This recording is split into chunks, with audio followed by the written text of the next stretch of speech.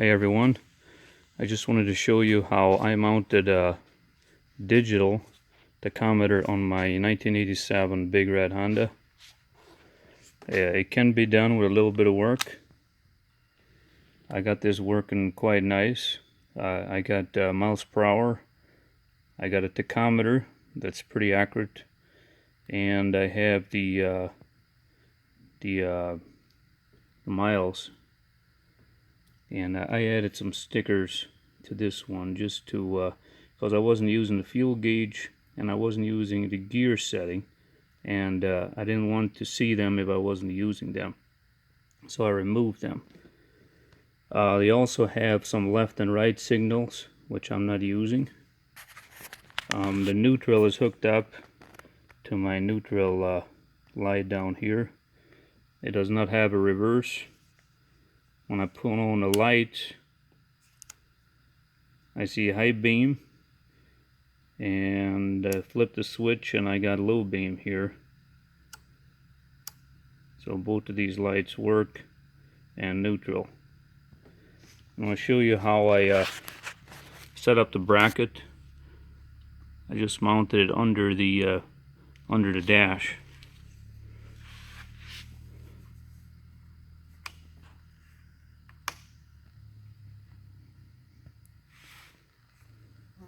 Not too difficult. All the wirings were made in this box in here.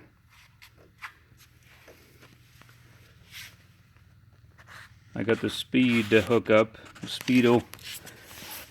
I made another bracket here that mounts to the brake cable support. And I only have one magnet, which I glued onto the rim. And then it rolls over and the magnet can pick it up fine. It's not exactly square, but it works. There's a few videos on YouTube showing excellent wiring diagrams. This one did not come with any wiring diagram, but it was overly pretty simple to figure out how it works. One of the main things people had a problem with, here's my my wiring diagram for my 87 Big Red. I just wanted to show you the RPM wire is hooked up to the pulse generator right here. You can download this on internet. Just do a Google search on 250 ES wiring diagram, and you can easily find these wires. Most of the hookups were done in this electrical box down here, but I ran one wire to the back of the three-wheeler, and I'll show you where that is.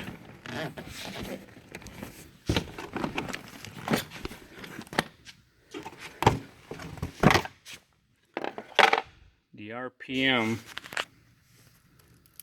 was wired into, was it this blue and yellow wire? Take a look here. The blue and yellow wire is the pulse generator signal. I ran that up on the frame into the electrical box.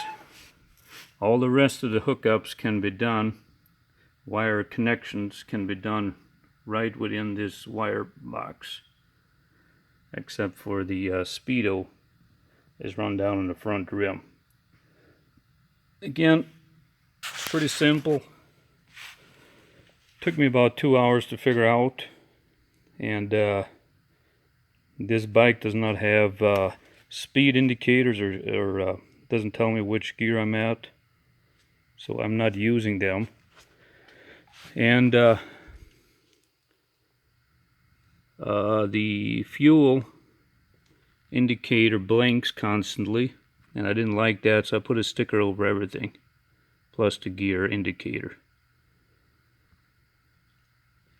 And let me show you.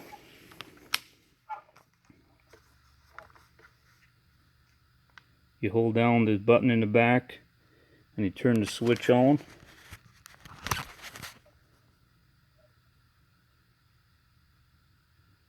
Just got about 5 seconds. That's setting 1. That's the tire circumference in millimeter, and I set mine at 1959, and it automatically scrolls through it. You just have to wait for it, and it scrolls to each number.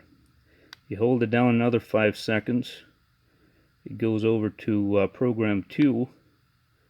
That tells me I have 1 magnet. I can have 2 magnets. I'm not sure why a person wants 2 magnets, but I only have 1 magnet, so it's set at 1.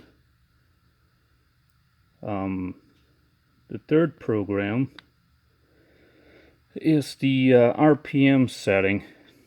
Wants to know how many cylinders you have. I have the option of 2 or 4, and it didn't give me an option for 1, so I just left it at 2, and it's pretty accurate just there. So I don't know how that works. It should be at 1 cylinder, but I did not have the option for 1 cylinder, so I left it at 2, and it's accurate.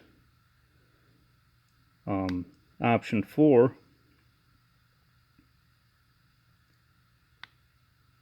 I believe that's the ohms necessary to do the fuel gauge, which again I did not use, so I just skip over that. And here I have option 5. I forgot what that is. I'm not using that either. So I'll turn it back off, and that resets the system. I want to show you how the RPM works. The book said the 250 should idle around 1400. That's exactly where mine is, at 1400.